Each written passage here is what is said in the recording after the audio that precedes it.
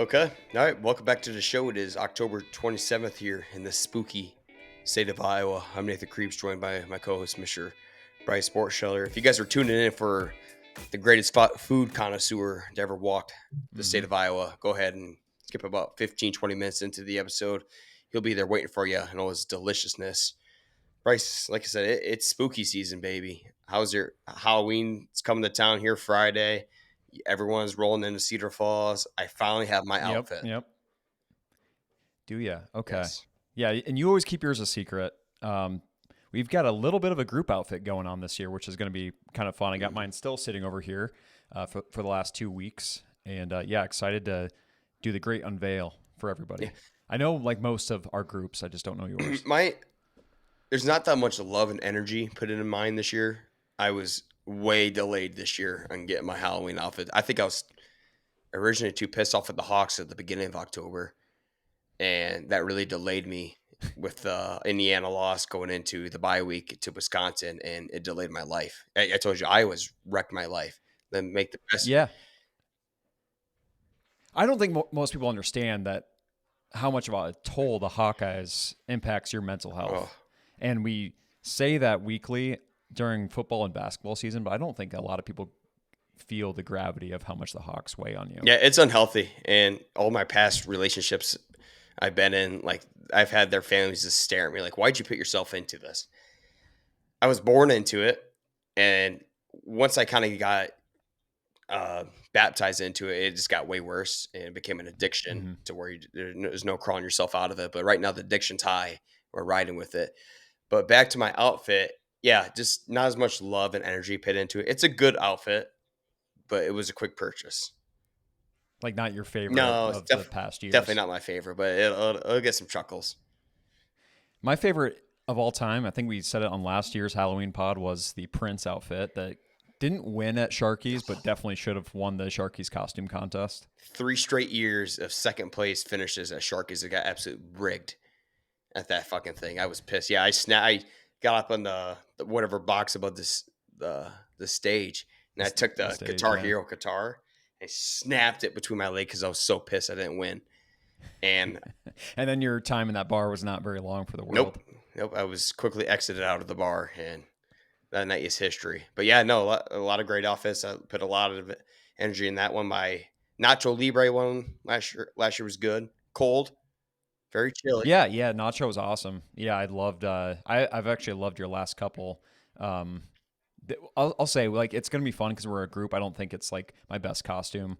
A couple of years ago, doing Edward. Yeah, say your Edward Scissorhands by far my favorite I've ever seen. Yeah, that was my favorite one. Just like getting the makeup, getting fully into the wig, like it feels like a little bit more like you tried. This year is like, oh, you're like trying to be cool. So like if you see the outfit, that's not what we're trying to do. It was just kind of an easy group outfit. But yeah, we're in the full swing of Halloween. We went to Wilson's Orchard on Saturday. Ooh. Almost missed the entirety of the first quarter of the Hawkeye game. All the good shit luckily happened. We were sitting inside. I know. So we missed the first drive. Gronowski took the boys down and scored. So we missed that part, but picked apples, got a bunch of like ciders and hard ciders and that kind of stuff. And yeah, definitely in like full swing of spooky season and going to live it up for these next 4 days. You went to till we get into the true Orchard? Holiday season. Yeah. There's one in Solon and then there's one in Cumming. Lots of Cumming joke themed merch. Yes. Yep. In the old in their building. But yeah, great little orchard. I said that last week. You know, if you get me in an orchard and a pumpkin patch this time of year, I'm all for it. Glad we didn't miss the full game because it was a fun one for Hawkeyes for sure. And the first half of the Cyclone game was fun. Yeah, so we got you guys. I want to talk about our Halloween party coming up. So every year we always did a big friends Halloween party in Cedar Falls. Get all the Moines crew there to Cedar Falls. Mafia gets together and we throw a little party at the Iowa Chill office. Downtown Main Street of Cedar Falls. And last year was weird because Halloween fell on a weird date. Remember that? No one knew what weekend to kind of celebrate, and I hate that. This year, there's no question. It's perfect. Friday. Yeah, it's great setup. And I think we ran into the issue last year of having a Hawkeye home game, so that's like kind of takes you and Colby out of the running, which just you got to have the full group for something like this. Yeah, luckily, So yeah, it falls on the right day and a bye week. yeah, it's perfect. Yeah, Cade McNamara scared us away from attending the Iowa Northwestern game last year, and that was ultimately the game he got benched. Things were really fucking spooky at that time in Kinnick Stadium. Yeah, things got weird. But yeah, no bye week, so Yeah. it's perfect. I'm looking forward towards an awesome Halloween Friday night in Cedar Falls. Hopefully the weather's good, and that is one key I'll Yeah. give you to my outfit. I picked something that's weather appropriate this year. Well, it got cold really fast the last 2 weeks, week and a half. I don't remember how long now it's been that it just like dropped off. Basically, I guess after last Saturday's tailgate, it has not been nice. So I think it's going to be good to be dressed up a little bit warmer. For that party, Nate, we are bringing 5 pounds of leftover Birkwood pulled pork, and I think Darian's going to make some homemade mac and cheese. Yes, I might even be making some homemade cider from the Wilson's farm. So I think that's just a little bit of a sneak peek of what we're going to get into before we probably inevitably hit Tap Tap and Roxy and the Harmonic group set up ours down there on Cedar Falls Main Street. Oh, I can't wait. Yeah, Big Fluff's coming to town. Oh, is Oh he? yeah, he doesn't miss us. Yeah, we always hang out for March Madness, and he knows Halloween. It goes without question. So That's good. yes, can't wait to see his outfit. God, how many people do we got then? Close to 10? Probably. Yeah. 10, 12. It's a huge party. just a group of college friends. Yeah. I love doing it in Cedar Falls too, because like there's plenty of times throughout the year where we get to go back to Cedar Falls. Des Moines with ridiculous. Darian's family, but Oh especially my these God. days, I don't even know where you'd go. Back in the day, I think you'd probably go to Beer Can and that Pay whole $40 building, to get but- in or something like that. Yeah. What year did I go to Des Moines for Halloween? It's been a long time, obviously, because I've been so pissed off of it ever since I went that one night. The cover fees were, dude. Do I dare say $100? Or is that more New Year's Eve? That's probably New Year's Eve. There's times like at the peak of Beer Can Alley where you could pay upwards of $50 to get in. No doubt. Yeah. Crazy. Yeah. And these days the Court Avenue situation has really become less of a hot spot. So you're kind of finding your places to go. Yeah. When's the last time Now I'll say you've been down Court Ave? I mean, we're still down there a decent amount because they have like one of our favorite restaurants, Roca. They have underneath Roca the little speakeasy. Stuffed Olive down there is great. So Aaron Sherman and his group licensed that Harmonic group over there, and he gave us the whole rundown. They're trying to make that space cool again, but yeah, way less than we used to when we first moved to Des Moines. That was this. Where do people in Des Moines hang out now? A lot of East Village. I mean, at least people our age are going to East Village a lot. There's a lot of good stuff over there, and West Glen, you got Wellman's and all those bars. That's still kind of hopping. Yep, Beaverdale's a great little area. You got Parlor and Dam Pub and all these spots over in that area. So it's just you got to find your little hangouts, whatever you prefer. Okay. Court Ave, it's got its thing still, but definitely not as hopping as it used to be. I'm kind of glad to see Ingersoll too. Yeah, I mean, especially as it really aged out with us. You'd have to ask the 24-year-olds what they're doing, but that was definitely our go-to spot. But that's a different chapter, and I'm glad we left it behind. Yeah, no shit. Nate, I got to tell you something crazy that happened. Well, a little story that my mom shared yesterday. It was her 58th birthday, I believe. No, 56th birthday. Happy birthday. And we celebrated with her, and sister came to town. We didn't meet up, but they called me afterward and said, hey, I think Nathan's, her boyfriend's parents, sit right behind Nate at the Iowa games. Oh, boy. Yeah. And they're like, there's this guy. He goes crazy. He loves the Hawks. and Bridget had tickets. And they're like, oh my God, that's Nate. And they must be a few rows behind you. She's like, yeah, it would have been weird if I like start screaming at him. So she didn't say hi, but you might be seeing them every once in a while in that section. If they sit right behind me, they have their own show just instead of the football game. And I've been on one this year. My shoulder and I thought I had what do you call it? The pitcher thing. The Tommy John. I thought I was gonna have to get Tommy. Oh, yeah. My elbow was throbbing Sunday all night, and now my shoulder hurts from fist pumping so hard inside Kinnick Stadium. Against lots of reasons to fist pump, and obviously last week on the pod, your voice was a little hoarse. Mm-hmm. So yeah, they're getting a show in itself. They don't even have to watch the game. They definitely know get me. it If they sit secondhand. right behind me, there's no doubt in my mind. They've seen. Yeah, I'll have to get the full the exact rundown, but it's pretty close behind. Yeah, I think I've scared away an elderly couple that kind of sat 2 rows behind us. So I'm not sorry about it either. You say, hey, you're here. No, You paid to come to the game. hey, It is what it is. fan is short for fanatic, Uh-huh. right? Like that's your time to go nuts for your team. The complaint raised by the Schwery family, that's Nathan's family parents, has been that they don't like the booster seats. Do you have any comment on that situation? Is that something you guys even in purchase or do? Or, The little booster seats that are attached to the stadium itself, like the little black seats. I don't know. I think yeah, nothing of it. I mean, I'm standing the entire game basically, except for like yeah. But halftime. you guys have those seats, Like or are you sitting on bleachers? black seats that like attach to the stadium. Yeah. No, we don't have them. I think you got to Okay. pay like an extra $100 or something for them. I mean, Yeah, I think I so. think nothing of them. Yeah, that was just a They complaint get in the that he way. had wagered. They kind of get in the way, I guess. Yeah, that's what he was saying too.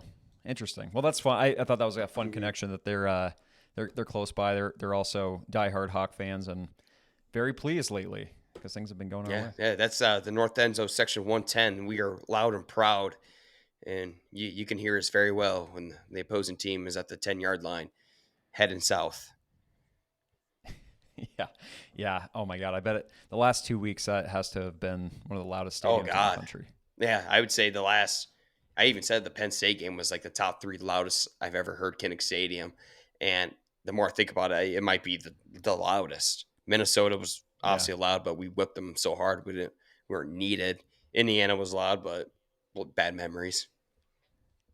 I forget the analyst now. He's a friend of the show of Pardon My Take, and he was on last week, and he had Kinnick up in his top 5 of stadiums, and he was very SEC biased.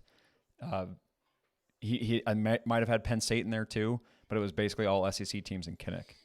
And I rightfully so. That I said last week it had been maybe 8 or 9 years since I've been there, but I have nothing but great things to say every time I've been there. Yeah, well, so loud. Listen to PJ Fleck's pregame interview, or his press conference from last week heading into Iowa. He's been an assistant at Ohio State, was a head coach at Western Michigan, played at Kinnick multiple times.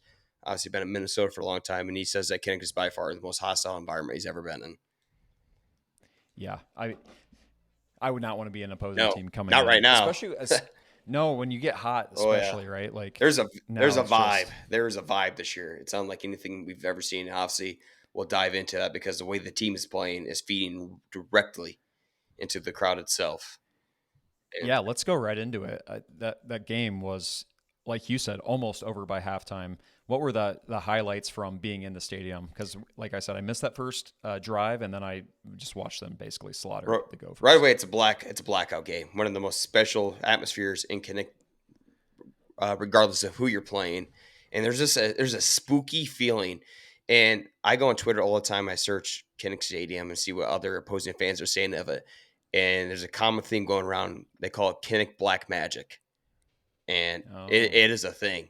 And man, can you feel in Kinnick, especially this year, when it's a 50-degree overcast, blackout, Kinnick staying filled to the max, and Iowa's rolling. I mean, this Iowa team right now, Bryce, is a locomotive train that has all the momentum in the world coming right at you. And by God, do you not want to be in front of this train right now? One of the most complete teams in Iowa history I've ever seen.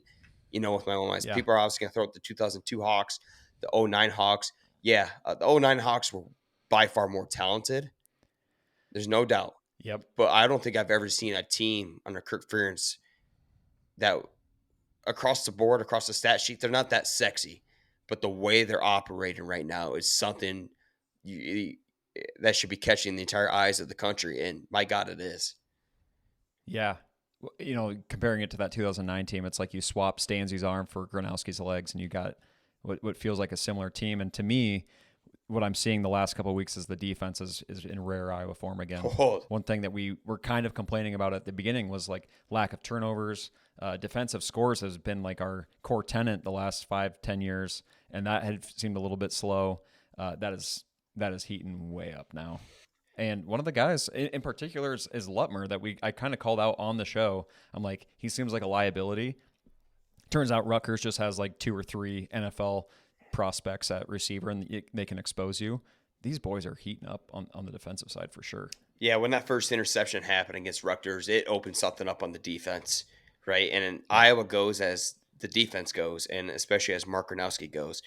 And this is the team that you, Mason, I was trying to explain to you guys in our episode early this season, forecasting the season for Iowa and Iowa State. I'm like, I like this team a lot. I really do. There's Mm-hmm. talent on this team. Yeah, not sexy talent, but there's enough talent for this team in the world. Now, my big concern was, when will this team figure it out, and when will they get the train initially rolling?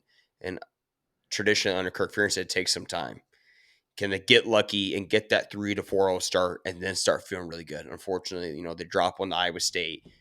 But after that, they got things going, and then you had to run into now number 2 ranked Indiana Hoosiers in the entire country.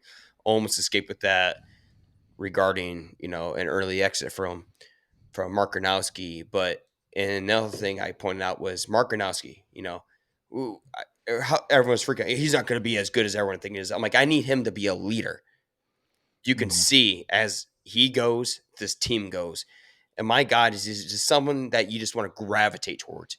There's Cade McNamara. Mm-hmm. I want to stay as far away from Cade McNamara as a human being as I possibly can. Now you throw a football player on top of that who sucked. Get him off my plan. Get him out of the state. Mark Gronowski, I want to hang out with this guy. I want to be Yep. led by this guy. He goes to war. I'm packing my bags. I'm going right to war with this guy.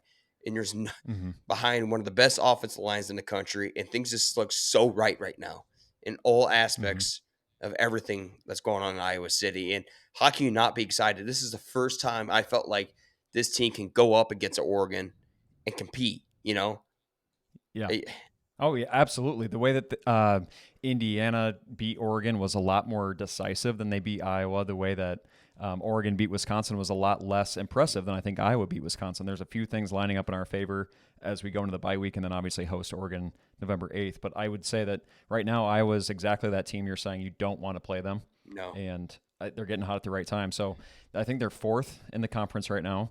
Going back to the game, hit for the cycle in the first half. Passing touchdown, rushing touchdown, defensive touchdown, and punt return.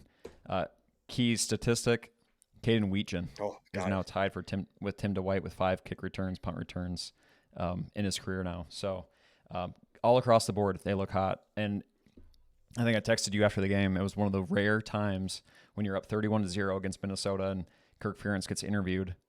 He had nothing to say. He's like, across the board, we look good.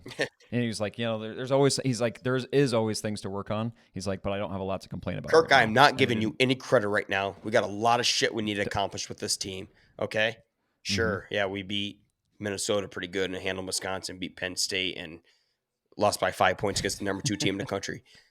The goal and the mission still ahead of us. Keep these boys intact, Kirk, and then I will give you a pat on the back.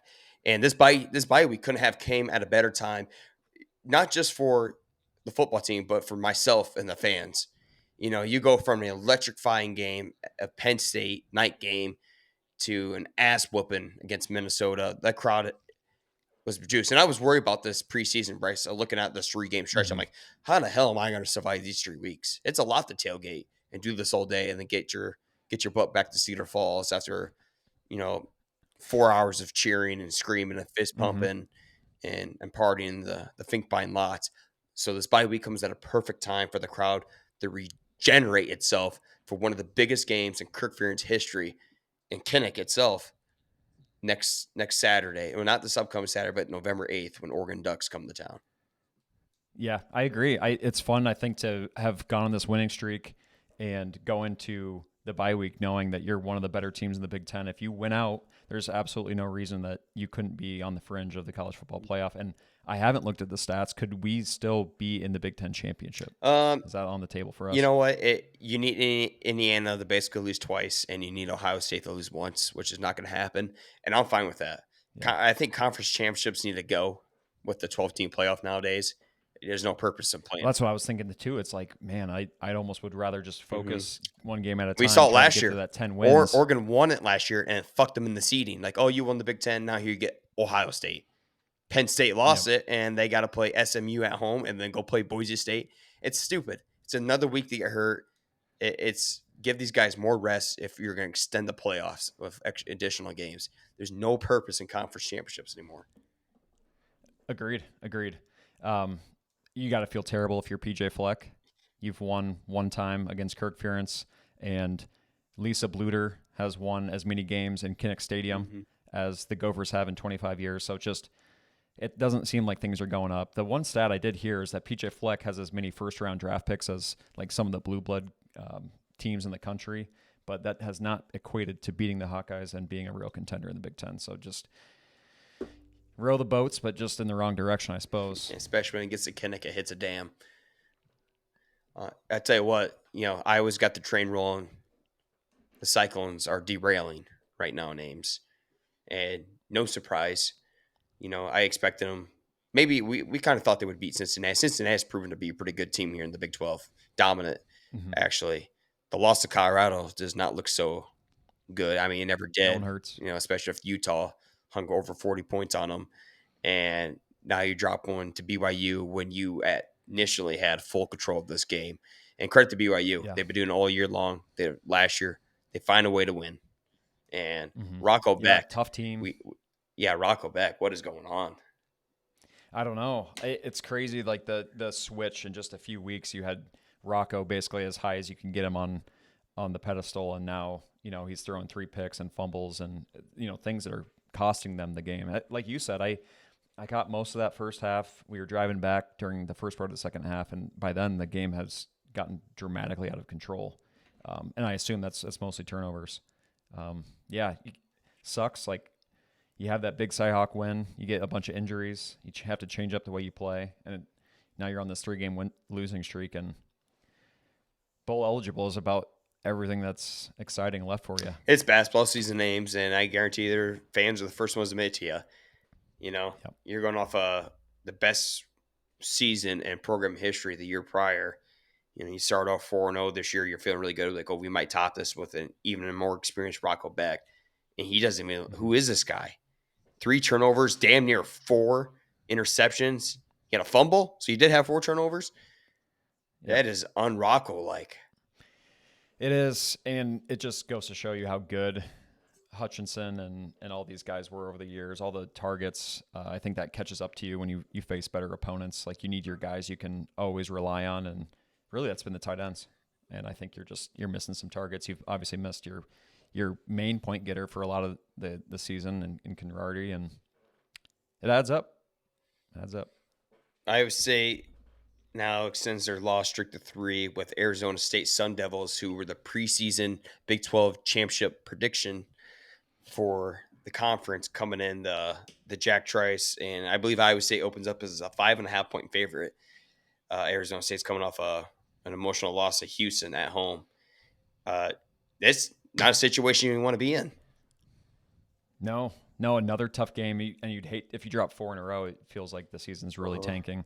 I did jokingly say to some Iowa State fans that the good news is Campbell will probably be around next year. I think his coaching stock isn't necessarily dropping. I mean, he's a great coach, doing the most with what he has this year, but good chance that he's not going to be poached by one of these big programs, LSU, Penn State, and all the programs looking for another coach. Dan Palm thinks otherwise, but it is not Rocktober. It was as much credit as we've given Iowa State. Rocktober. This was not the year. Yeah, look forward to basketball season, and that's coming up soon. I would tip. I'll be going to the home opener, not this Tuesday, but next Tuesday. No, is it next Tuesday? Yeah, right? a couple of weeks, right? Holy shit! Got to be coming almost up. A week from today. I'll be at Carver Hawkeye Arena watching Ben McCollum coach Benesters. I have my gold tie. It's ready. I'll be that's awesome. watching him play Robert Morris, so I'm pumped. Wow. Kind of a good time to switch into basketball mode too with this bye week for the Hawks coming up. Yeah. So maybe we get another guest here in the next couple of weeks and preview some basketball. It's weird that's already coming up. Crazy, right? Bennett Sturtz in gold and black is going to look God, really it good. looks good. He posted a picture on Instagram the other day. It looks clean. And his confidence, his look, which is not cocky. It's just a very settled confidence that gives him the edge. So looking forward to that. Good recap there, Bryce. Without further ado, let's get into the scariest food eater the state of Iowa has ever seen. Let's do it. Without further ado, we welcome on the top 5 food connoisseur in the state of Iowa, the absolute last human being a pork tenderloin wants to see. Please welcome on JJ, also known as the Food Gallivant of Iowa. JJ, I'm 30 years old, and there are 3 things of entertainment when it comes to my life: sports, real estate, content, and watching people consume food. And you, my friend, when people look at you, they look at the stat sheet. It might not seem that sexy, but don't be fooled. You are absolutely electrifying, and I can't get enough of you. Well, nice. I think I need to work on that whole sexy thing. So yeah, I'll work on that for sure. Oh, it's there. Yeah, it's there. I don't think Moni, your technician, helping you get all set up for the pod, has any complaints either. We don't just bring anybody on here. Yeah, Speaking Moni of, is the best. I mean, I can't do anything technical or electrical or over a computer isn't without her. So yeah, I love her. She's you my gotta wife. have somebody like that in your life. Yeah. Yeah. Speaking of the big sexy thing, I rated you as my favorite food reviewer, Thank but you. also my favorite content creator in the state of Iowa last week, and we appreciate you coming on. When I called you the big fella, that was only terms of endearment, and I think in your space that is actually like job. I well loved done. it. Like Yeah. Okay, good. Yeah, the only praise and love from our camp. I've been watching your stuff for a while. I got even more clips over the state fair. I've been really, really enjoying your content. What's the growth been like on social media, and one, how'd you start getting into it, and then how's it been? How's this journey been for you? Well, the growth on social media has been booming. I mean, as you can see. And we started doing this in 2014. It was a family scrapbooking project that turned into a travel blog and that turned into what you see today. So, Okay. I mean, I worked in kitchens for over 20 years. Um, the hospitality industry all over the country. I mean, like all over the country. And this was a really natural fit for me to highlight restaurants and things like that. So yeah. I gotcha. Okay. Uh, you know, that's kind of why I enjoy your content, because you're not just doing it in one localized location. Right. All these years ago, 7 or 8 now, Nate and I did a mini Tenderloin tour up in the northeast part of the state, mostly the Cedar Valley. And Yeah. Nate was crowned the Tenderloin champ. Now, I don't know if that still stands. We might Good have to for do a you, 1v1 because No, not good for me. That tenderloin absolutely wrecked me. I said believe no that was what Newton's up in Waterloo. Yeah, that was the first video. Oh, they got a proof good we had. tendy. Yeah, they got Oh a good god, do it have tendy. was good tendy. massive tenny, and after a night out in the town prior. That's a tough one to take down the next day. Yeah. So we had our own criteria for rating a tenderloin, Jay. What would your criteria be for what qualifies as a great tenderloin? So when I set out on this 99 county tour, so we said we're going to have a tenderloin in every county in the state of Iowa, which there's obviously 99 of them. And I said I'm going to pick my favorite one based on experience, taste, and just overall excitement, really. And Okay. the one that I picked was the landmark in Grundy Center, and Okay. Hey, we've and been there. that was my Yeah. favorite one. And there's a difference between your favorite one and the best one. I think the best tenderloin needs, or the best of anything, needs multiple people judging on it. My favorite one is at the landmark, and it could change, next week, next year, whatever. And that's okay because, my favorite baseball player, my favorite football player, my favorite hockey player is usually not the best best one out there. But you think about the nostalgic favorite things that this restaurant does, and that favorite player, you know, and that's what I see, and the experience of everything. You look at the whole experience, and that's what I did. And I know that a lot of people will say, "No, you didn't pick the best tenderloin. You didn't do the best this or that," and that's fine, and that's totally fine. I never do rankings. I never do a 1 through 5, 1 through 10, stars, thumbs up, thumbs down, ever. And I don't besmirch anybody that does it. But Jay, hold on. Sorry, go ahead. Go ahead. No, go ahead. So you actually went to 99 counties and ate a tenderloin in every county? Yeah. Okay, all right. So there was a guy that went to every single pizza ranch here in the state of Iowa, and Bryce and I did a wellness check on him. JJ, are you okay? Are you feeling good? I think I'm okay. I really need some mayonnaise right now. Okay. I could use some mustard spread right now. It's been a while, but I'm doing all right. Yeah. No, seriously, I am. Just So withdrawals. yeah, I work out and things like that. So Where'd you go at in Kossuth County? Well, that was Kossuth? going to be. Yeah, Luverne. Okay, we're at Yeah. Laverne. The oh god, what was it? The handle? No, it's not the handlebar. Handlebar. is The handlebar. Yeah, it? Handlebar. Okay. that's where we went for Laverne, and that was a really damn good tendy, and they almost. I mean, like that was one of the last ones I had too. I think there was like, I think that was like my 97th out of 99, maybe 96, and they were just like, and I was like, oh my god, that might be the one, but And that's saying a lot if you're 96. If you're 97 tenderloins in and you're still given that much credit, that's that late into the that's a hell. Oh hell yeah, yeah.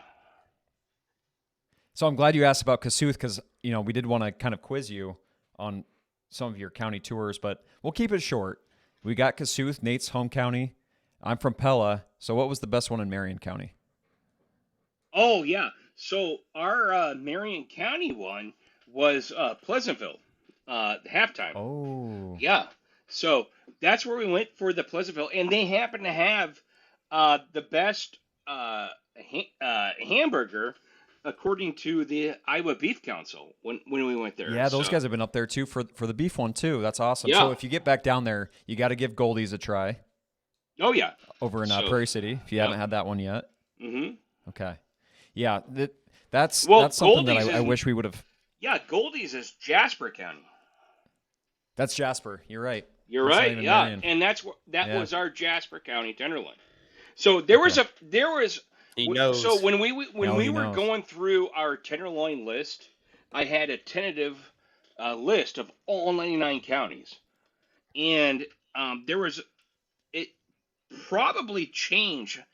I'm not even joking. At least 50 times with all 99 counties, but there was like a top 5 in the state of Iowa where if I didn't go there, I was worried about people with pitchforks and torches outside my house if I didn't go there. And yes. Goldie's in Jasper County, that had to be.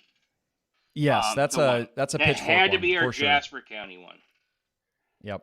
Yep, agreed. That's one that's close to home and close to the heart because we would go up there, grab ice cream, grab some. Got to have that one with Carson King back in the day. That was fun. So we did want to go through. You don't rank. Back in the day, we did rank tenderloins. So if it fits for you, we'd love to hear your top 5 in the state. Nate also has a list of his top 5 from his time doing the tenderloin tour. Yeah. So normally I don't do rankings. And one of the reasons why is because I think they always change. You can have like your quote favorite or your top 5 or whatever, and then you have something else and it just completely screws everything up in your mind. But so I'll just narrow it down like this. My favorite breaded pork tenderloin was at uh, you know, the Landmark Bistro in Grundy Hmm. Center. Okay. My favorite battered battered tenderloin was at Stouts in Clinton.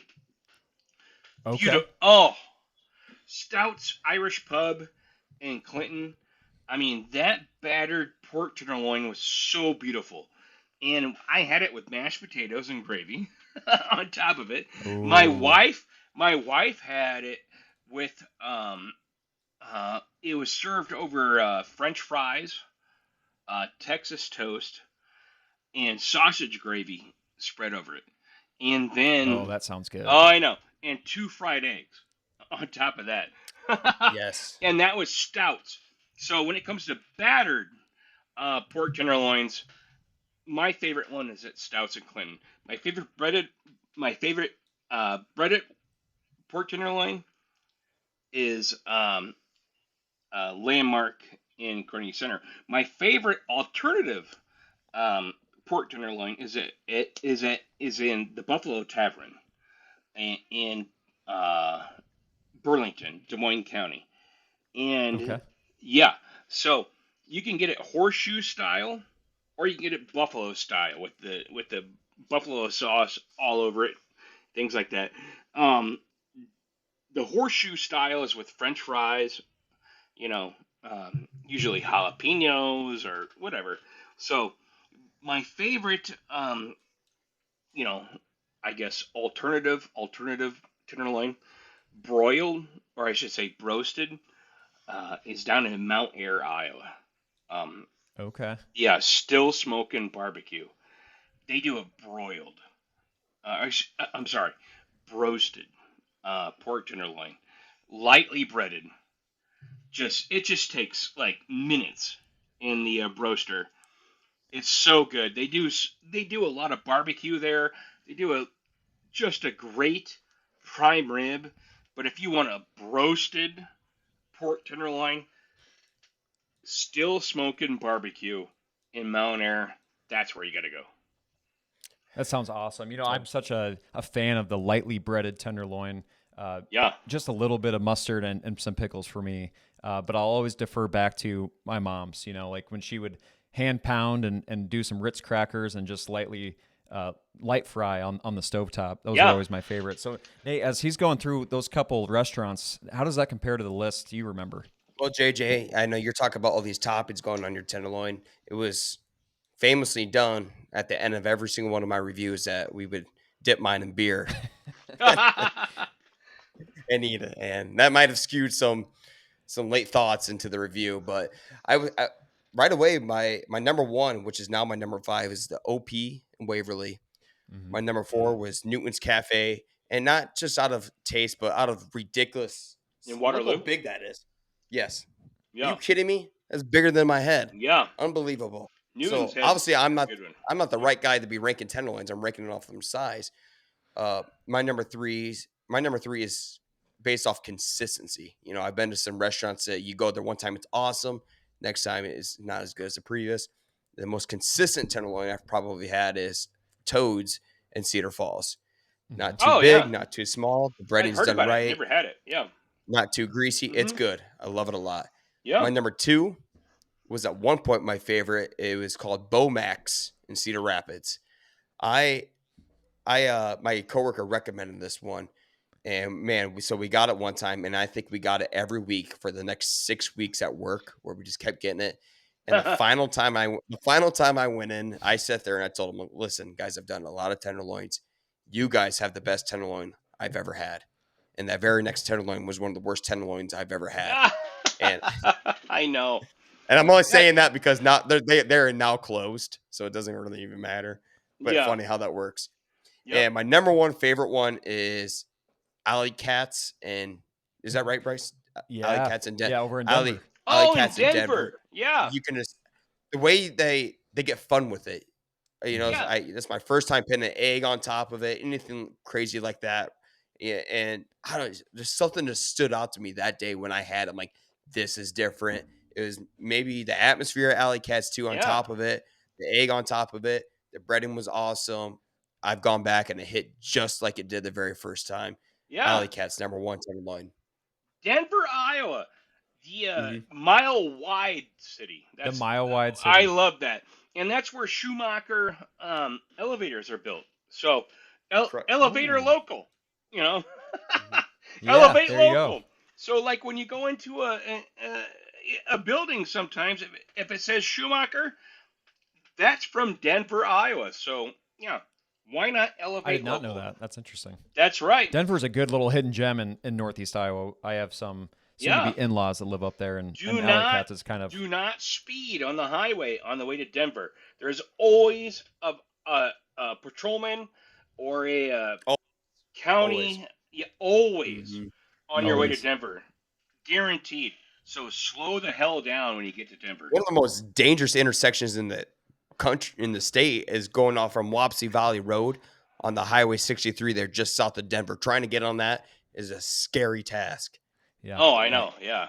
It's terrifying. But yes, but once you get to Denver, a lot of cool things if you can survive the intersection, the state patrolman. You bet.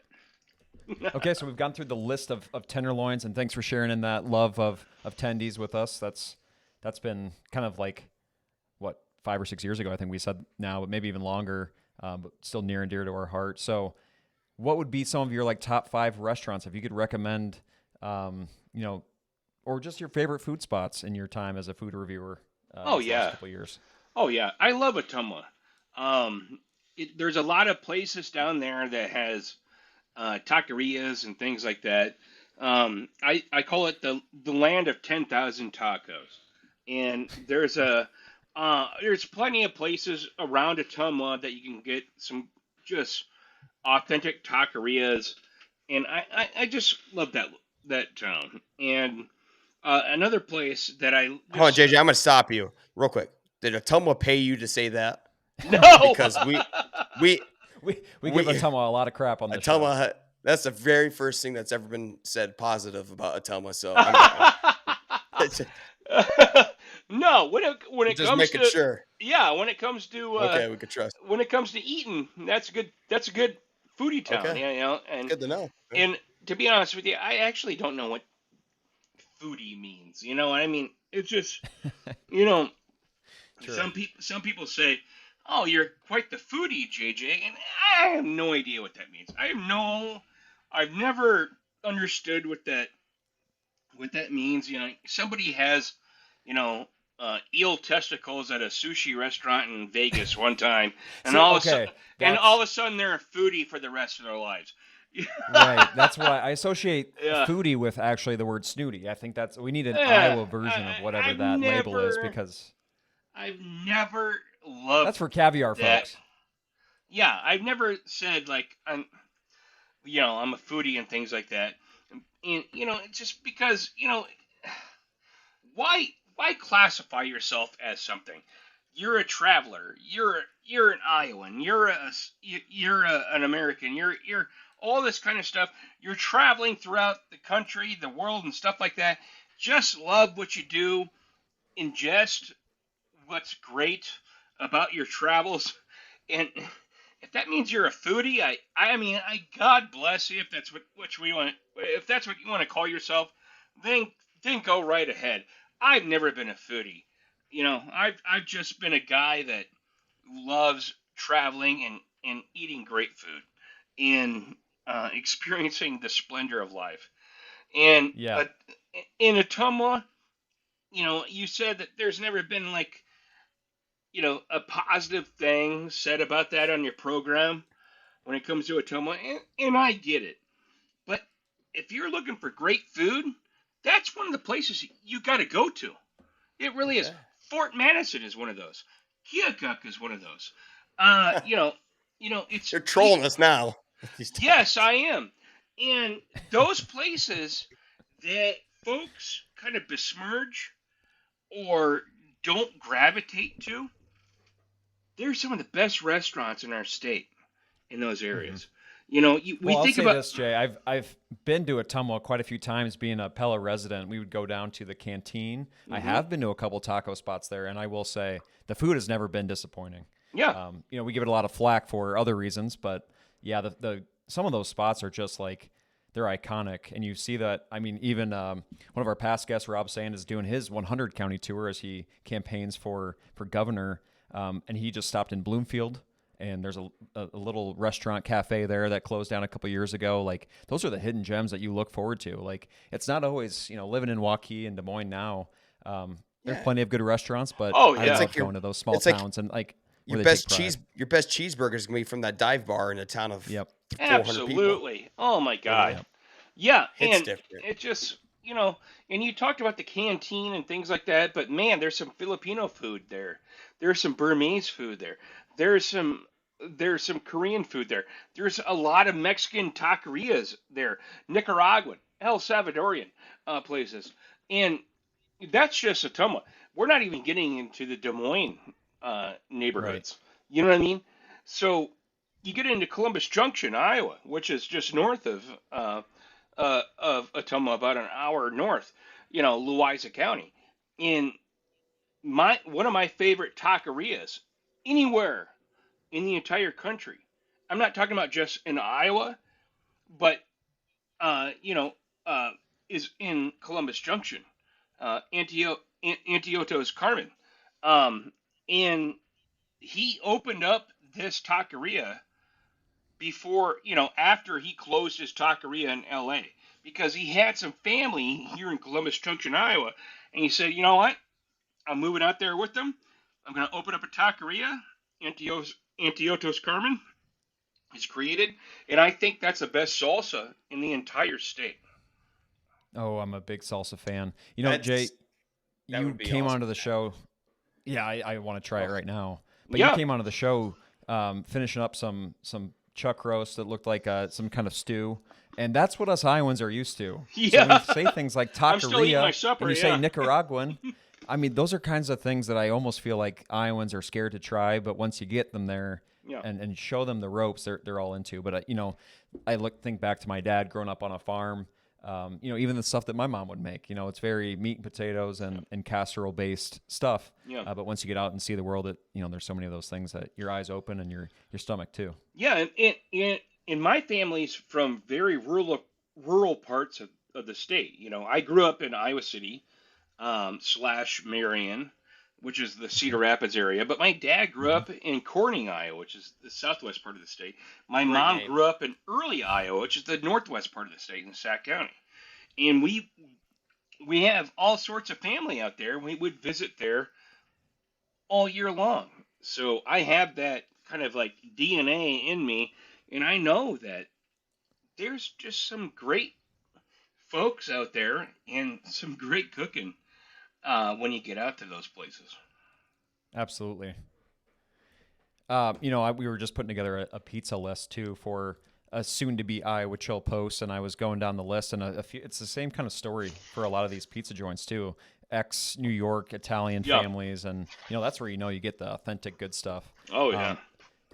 So Jay, you and Nate are going to be pretty good friends. He just went through a taco phase. He had his Tenderloin run. He's also a massive Iowa Hawkeye fan. Living in Iowa City and kind of what you and I were going back and forth on. I assume you're also a Hawkeye fan.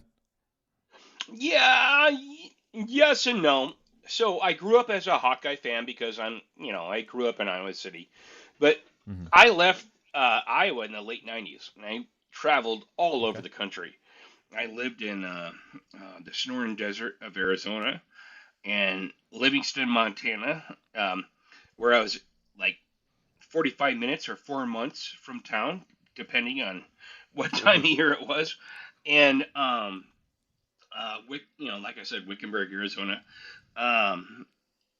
Cape Cod, Massachusetts, the Black Hills of South Dakota, Austin, Texas, Central Illinois, so the Florida Keys. So you know your food. Yeah. That's when I think of location. And what was the question again? Well, just with us going back and forth a little bit on some of this college football stuff, which I'm really excited to get into because you have some Yeah. grand ideas for how to reshape the college football landscape in some ways. Mhm. I assumed you were a Hawkeye fan, but you're a well-traveled guy, which Yeah. has given you obviously a good food So- taste. Where do you lean on the Hawkeye versus Cyclone So spectrum? I lean on the Hawkeyes, but because of my travels, I started gravitating to NFL more than anything. Makes sense. I watch college football for entertainment value, but I get really pissed off when I watch the Bears. I mean, I just get. Yeah. I mean, I get livid. I mean, I was in a bowling alley in Comanche, Iowa yesterday. My wife and I were having some pizza, and I was just spewing out expletives at the TV at a little family bowling alley in Comanche, Iowa, south of, or maybe north of Clinton. I don't know where it was. But I mean, I get really pissed off at NFL, especially the Bears. And They'll do that to you. oh Uh-huh. God, I really do. They're But really good at it. but when it comes to college football, I lean towards the Hawkeyes. I'm from Iowa City and everything like that. But I'll tell you right now, um, you know, there's a sweet spot in me when any Iowa team is playing in the postseason. When it comes to college basketball, I truly believe uh, the best college basketball rivalry of the 21st century is Iowa State and Kansas. Uh, Oh yeah, I mean, absolutely. when I was born in 1978, so I remember all the Big East stuff, which was awesome. Hmm. The original Big East schools and all those games. That's what made ESPN. I mean, you think of all the entities and everything like that that brought ESPN to like where it is now. The Big East is one of those. But in Hmm. the 1990s, they just pushed Carolina and Duke down our throats. It was like for 12, 13 years straight, it was like Duke, Carolina, Duke, Carolina. It was just like, you know what I mean? The Yeah, 21st century comes around. I am telling you right now, Kansas, Iowa State in the 21st century is the best basketball rivalry in the country. I agree. It's one of my favorite to watch, and it's awesome. They get to play a couple times a year, split those home field Yeah, advantages, home court advantages. Yeah, and just it obviously helps when you're good, and that's a credit to Iowa State. There, they keep putting together some pretty fun yeah. basketball teams. But yeah, They're, you Villanovas and Kansases and Dukes and North Carolinas. Like I like the I know credit what to you're the old saying. Big East. Oh the man, old Big They get, East, how fun was Jeff that? Kiss. St. John's. Oh yeah, Oh man, yeah. watch yeah. them all day. I mean, that 30 for 30 they did of the meteoric rise of the Big East. That was a great Hmm. documentary. I mean, it was great, but it only lasted for like 12 years, really, if you think about it. And but the era that we're in now, when it comes to college basketball, I still think Iowa State Kansas is the best rivalry in college basketball. Hmm. Well, it's super easy for us regionally to be biased. Like I'm sure it is pretty fun when Duke and North Carolina get together in Cameron Indoor. But for us, like that's Hilton Coliseum is our Cameron Indoor, and that Yeah, place can get rocking. I mean Iowa State can have a down year, but when Kansas comes to town or when they're in Lawrence, it doesn't matter. It doesn't matter. Okay, so we're in the heat of football season right now. Nate has been nearly lost his voice. He actually almost just threw out his elbow and shoulder, fist pumping at Kinnick Stadium last weekend. The Hawkeyes are about as hot as you can be right now. You have some notes here on how to adjust or at least tweak the college football system to more appropriately accommodate teams and stadiums. Yeah. So by the way, Can you run us through that a little bit? the Iowa Hawkeyes right now are very similar to the Arizona State Sun Devils last year. Remember, like Yep. all of a sudden, I like that oops, comparison. yeah, Yeah. all of a sudden, oops, the Sun Devils are in the playoffs. We didn't see that happening, and I was doing kind of the same thing right now. I mean, they're kicking ass, and they're not in the top 25, and it's very similar to what Arizona State was doing last year. Scattaboo and everything like that, and I think they have a really good chance of like saying like hiccup. All of a sudden, the Hawkeyes are in the playoffs. Yep. I mean, it's expanded now. So, but yeah, you got my email, and I I did. truly believe. So I'm an older guy. I'm 47 years old. I know my beard says I'm 25. But so I remember the days when bowl season really meant something. And Mhm. uh, there was a time in the college football atmosphere where we didn't care who really was the national champion. We didn't care. The Rose Bowl, the Sugar Bowl, the Cotton Bowl, the Orange Bowl, they were all, quote, huge Mhm. games. And they were all on New Year's Eve week, New Year's Day or New Year's Eve weekend. And we didn't care what the records were. It felt like 4 or 5, and sometimes the Fiesta Bowl. Sometimes the Fiesta Bowl. And it just felt like a national championship vibe in each one of those games, and we watched it every single time. There was a time when it came to Big Ten and Pac-8 / Pac-10 and then Pac-12 and then what is it, Pac-2? Washington State and Oregon State now. Pretty much. Yeah, uh, it didn't matter what your record was. If you made it to the Rose Bowl, it was a Rose Bowl year. That's it. When in 1990, the Hawkeyes lost 3 games, but went to the Rose Bowl. It was nobody cared about those 3 losses. Nobody. Mhm. It was a Rose Bowl year. Iowa City, it was on fire because it was a Rose Bowl year. So you can get to those. I think you can really try to capture that kind of stuff with the system that I think I created. And you're never going to get that um, postseason feel ever again when it comes to bowl Mhm. games. It's done. Mhm. It's long gone, and it was before the NIL and everything like that. Um, so I think you can get to that in the preseason, if you will. And you know, I loved bowl season, and I still do. And especially if you love gambling, you love bowl season. People say there's too many bowl games. Everybody gets to a bowl game. Who cares? I mean, why would you be pissed about somebody getting to a bowl game? And so my system is everybody gets to a bowl game. Every single every single team in Division 1A or FBS, whatever you want to call it, gets to a bowl game. And you get to it in the preseason, or I should say, week 1 and week 2. It's not like the NFL and stuff like that. So we keep saying week 0 nowadays, and week Yeah. 0 keeps getting more games, right? I remember week 0 was like 2 or 3 games, maybe one. Mhm. Now it's like 10. Now it's 12. So you make week 0 and week 1, weeks 1 and 2. And you can take all those bowl games, all of them that are in the postseason, and put them in week 1 and 2. All right? And, Okay. Okay. and fans love, I mean, college football fans love those big games or those neutral site games, non-conference matchups.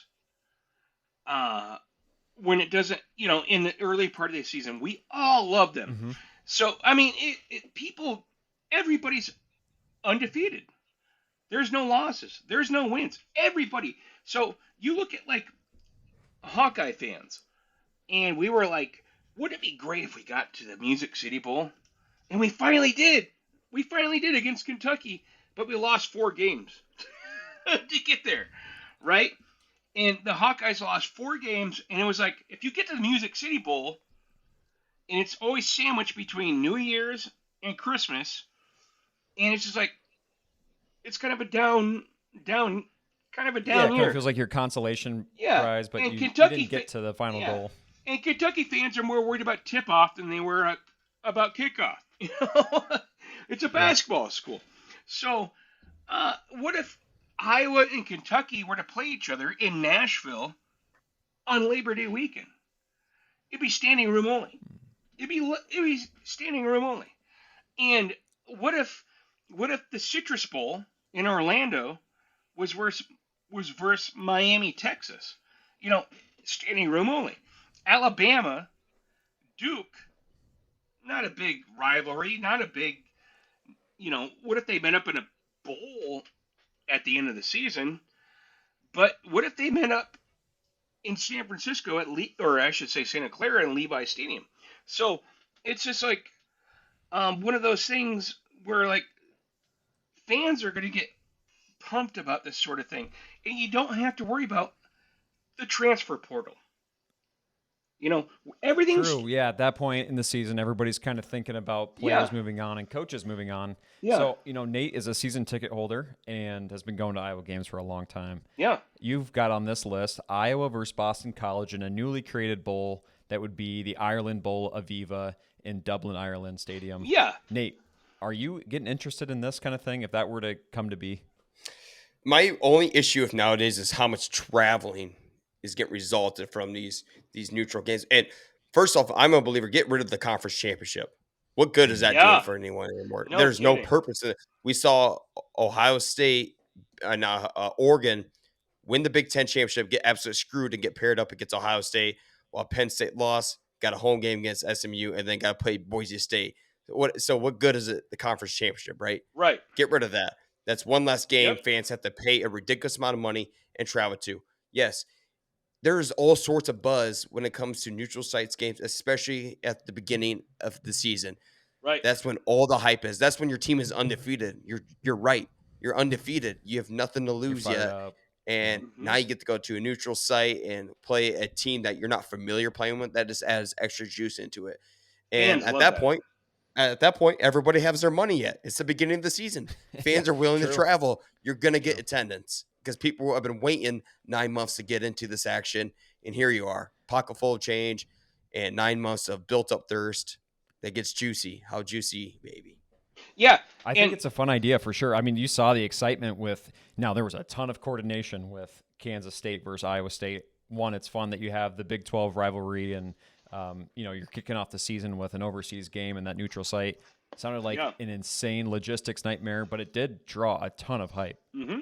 That's a fun idea. Yeah, Nebraska, Northwestern did a great job in Ireland, and I think Notre Dame and Boston College was also at a game there. So, and that one of the things too, why I said have Iowa, Boston College here. So if you look at that list of bowl games, there's a lot of first week really hyped up football or schools that will travel no matter what, playing basketball schools.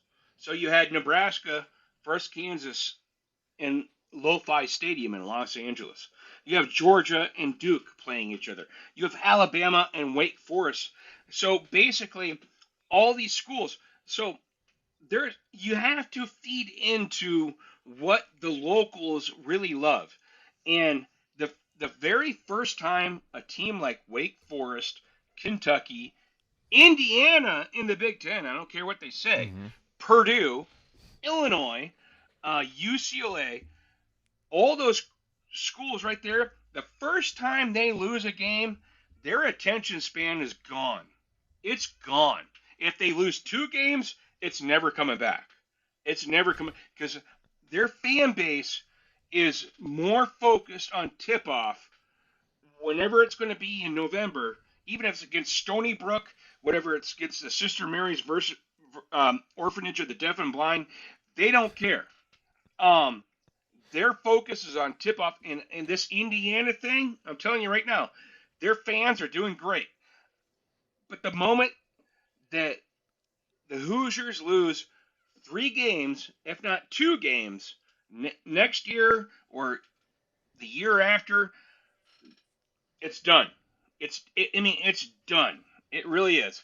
If they're not going to be in the national championship hunt, they are going to be more focused on tip-off than they are about kickoff. And so you see it with Iowa State this year, football right now. I'll put Iowa State on that list too. Absolutely. The moment they lose 2 games, it's about Hilton Coliseum. That's it.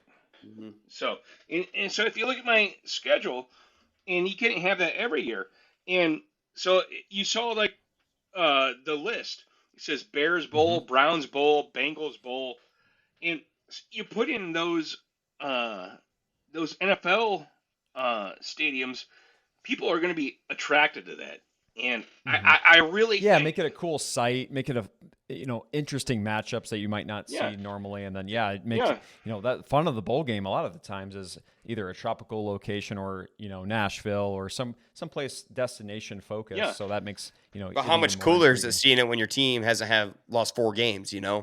Right. How So much cooler is it going in undefeated? exactly, and in the NFL doesn't start till the second week of September, so this would not interfere with their schedule. I mean, they might have to do something with their preseason stuff, but this is also about tourism.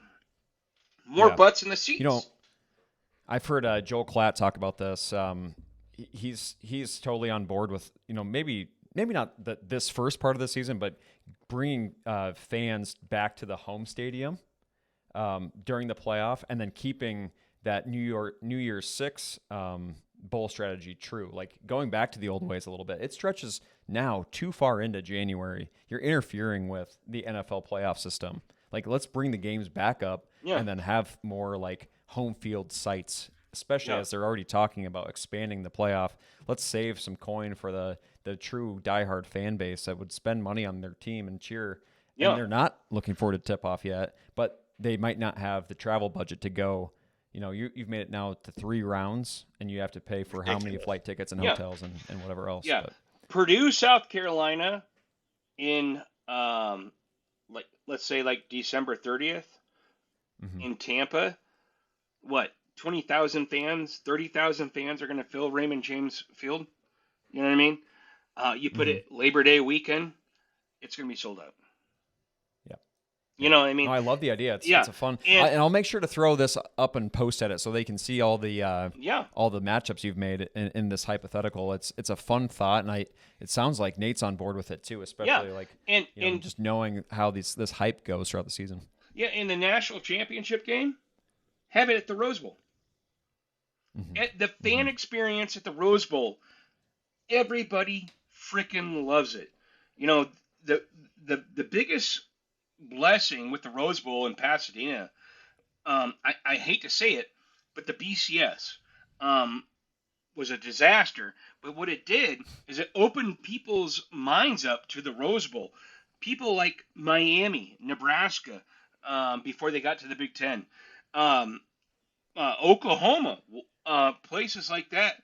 You know, organizations got to experience the Pasadena way about a bowl game, Hmm. and that is, I mean, that would, and also if you kept the Rose Bowl out of the preseason bowl games, the week 1 and 2, but said that's going to be the national championship game for the next 5, 10 years, whatever. That would appease to the meatballs like me, the old school folks, were the granddaddy of them all that started the whole entire bowl season, would still be the national championship game. And I don't think there's an entire I don't think that anybody in the national uh, college football atmosphere would say, hell no, we have to have it rotating. The Rose Bowl is the greatest venue when it comes to postseason college football that's ever been happened. And you look at all the quote big six, big five, whatever, the Peach Hmm. Bowl, the Sugar Bowl, the Fiesta Bowl, the Cotton Bowl. What's another one? Did I get them all? Sugar? You got most of them. Yeah, Sugar? Fiesta, cotton, sugar, peach, orange, orange. Chick-fil-A is a big rose. There one we go. now. Chick-fil-A is Chick pretty Fil A, big. Peach Bowl. Hmm. The Rose Bowl, out of all those, has been in the same venue. Hmm. the Well, entire and time. my God, how cool is it when there's the drone shot over and you see the mountains and you see the sunset, Oh, yeah. and then you go to the Peach Yeah. Bowl or wherever they're playing in Atlanta and it's in Mercedes-Benz and you're like, Yeah. cool, it's inside and The I it know. Rose is what Bowl's it all is. right. It's all right as long as Christian McCaffrey isn't there torching your team for 4 Yeah. straight quarters. Yeah. Yeah. So like Yeah. I was there for that. That it was every terrible. every college football fan for decades was envious of the Pac-10 and Big Ten / Pac-12 / Pac-8. They were envious for decades that those two conferences were exclusive in Pasadena. They were, I mean, hey, Alabama fans love the Sugar Bowl. Texas fans love the Cotton Bowl. Nebraska fans love the Orange Bowl. But every single college football uh, pro fan base was envious of the Big Ten and the Pac-12 / Pac-10 / Pac-8 for decades because they wanted to play there. And it's the only out of all those Big Six bowl games, it's the only one that's been played in the same venue. Even Sugar Bowl was played in old school Tulane Stadium back in the day. JJ, these are some really solid points, and I'm really excited to hear about this because I think we're making steps. They're baby steps, but things aren't perfect right now in college football, and hopefully we do gravitate to more meaningful games in the beginning of the season versus making forcing them at the end.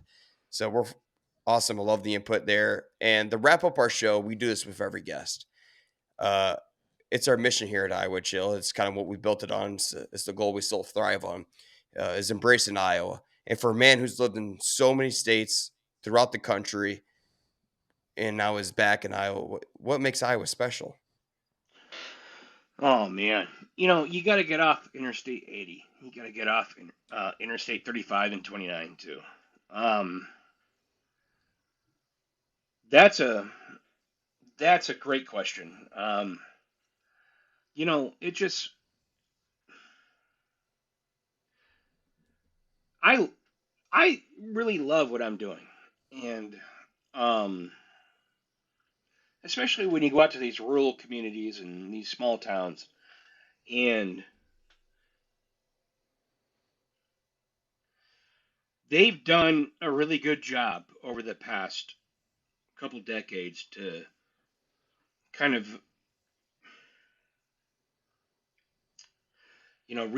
reformat themselves, revitalize themselves, and I'm really worried about them.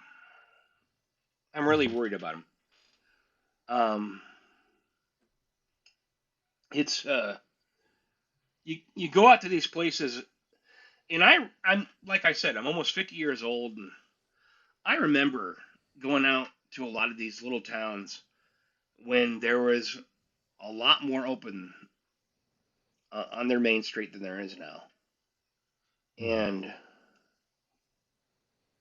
some of them are coming back, but they have to be careful, and we really have to come together because for every cent that is spent in our metro communities means a lot, and every cent that is spent in our rural communities is just as good. It helps the entire state. So when somebody wanders into one of these rural communities, has a breakfast, or goes to the local meat locker and buys a pack of brats, that revenue mileage goes a long way in those little towns, and it helps out the entire state as a whole. And I grew up in metro areas. I was born in Marshalltown, and then we moved to Marion, which is part of Cedar Rapids, and then I basically, grew up in Iowa City area, in Iowa City. But my entire family was from Western Iowa, and I saw the farm crunch, what it did to rural Iowa, and I've seen the comeback with a lot of rural Iowa towns, and They're doing great, but we Mhm. have to we just have to look at each other and say we're in this together. You know, Yeah, absolutely. and you get a you fill up your tank in Sac City, Iowa. It really goes a long way, and you don't think about that kind of stuff. And that revenue that comes from that, that stop at a gas station, it helps out Des Moines too when you stop at a Casey's in the east side or whatever. But I'm worried.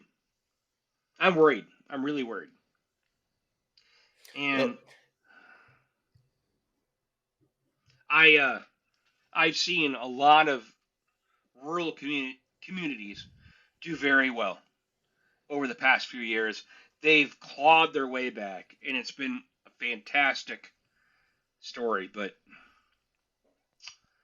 For I sure. I mean, and just I'm think of worried. like the sentiment that we shared together. Like, as much grief as we gave Atumwa, and how much you laugh when you go through a town like St. Olaf, or wherever you're at, Mount Ayr.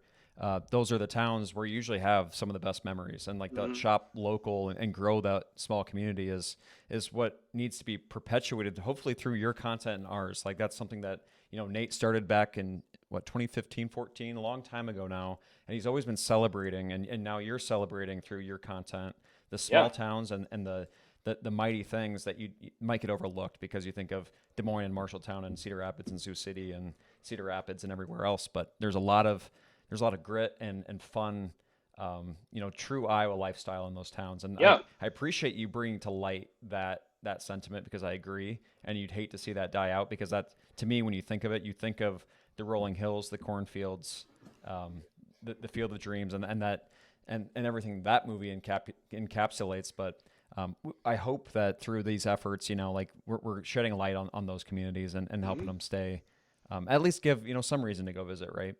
Yeah. It's about discovering the splendor of Mm-hmm. everything that you do. When I was a kid, one of the thing one of the things my mom said is all I needed was a stick, and I was I was fine for the rest of the day, and that's true. Um, and there's so much to see in our own backyards, and so much history, and so many great people, and we have to look at ourselves and say, you know what, this entire state can do so much better if we just go out and spend our money when we can inside of our own state. And Mm-hmm. that means when you're going outside of Iowa, I always make it a point to fill up with gas or to buy a snack or to go to a restaurant every single time we're going to be traveling outside of the state because it just means that much more. And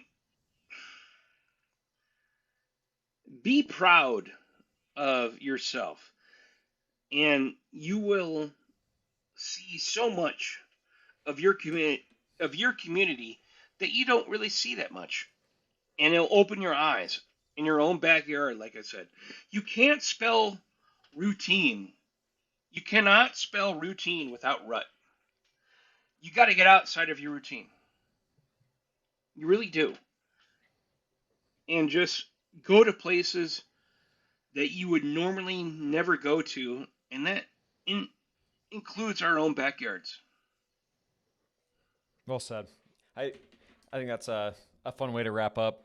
I always love when Nate asks that question. It's interesting to hear from each guest. And Jay, we appreciate you coming on. It's been a fun journey to follow you through the phone, and even better to meet you. And hopefully we get to see your continued rise and success because it's been a fun road so far. yeah, yeah, love the Yeah, content. Keep up the great work and congratulations, man. Yep. That is no small feat going to all 99 counties and attacking the Tenderloin. That is actually incredible. And thank you for documenting it because you brought a lot of joy to my life just sitting back and watching you support small town Iowa and the state itself. So it means a lot. It really does. and I know you're making a big impact on the communities in the state. So keep doing your thing, man. Love it. I thank you. We've been to all 99 counties multiple times. The Tenderloin thing just brought us all back around, and we're going to continue to do the same thing. And like I said, I'm worried about stuff, but I'm also confident. And we can do this. We can make this Iowa thing happen year after year, year after year. There are so many. I used to live in the northeast part of the United States in New England. And those folks right there, they are fascinated with the Midwest, especially Iowa. They really are. People see beauty in our state that sometimes we don't see. Good. And we're going to keep doing it. Yeah, it's so easy to take it for granted because it's not in your face like the ocean and the mountains and the like the Northwest and the Northeast in the fall, like those really brilliant places, but there's so much subtle beauty and sometimes in your face beauty, and I was about to take that for granted. I was a bartender on Pleasant Bay where I used to charge $1 for a vodka tonic because we could make a hardcore. We'd go to Fenway Park, mess up some smart kids, and kick them right in the nuts. I didn't know you were hiding that impeccable accent the whole time. That would have been a nice. If you would have done that like right from the start, I'd have been like, oh my god. We should have done that. Realize. Yeah, look, Jonathan Papelborn is on with Vince Noma. Well, Jay, hey man, we we appreciate it. Thanks for hopping on, and just a quick reminder, hey, we're gonna end this episode. Just stick around here for a half sec, just to make sure. You bet. I love you guys. Thank you. Love you too, brother. Thanks, Jeff.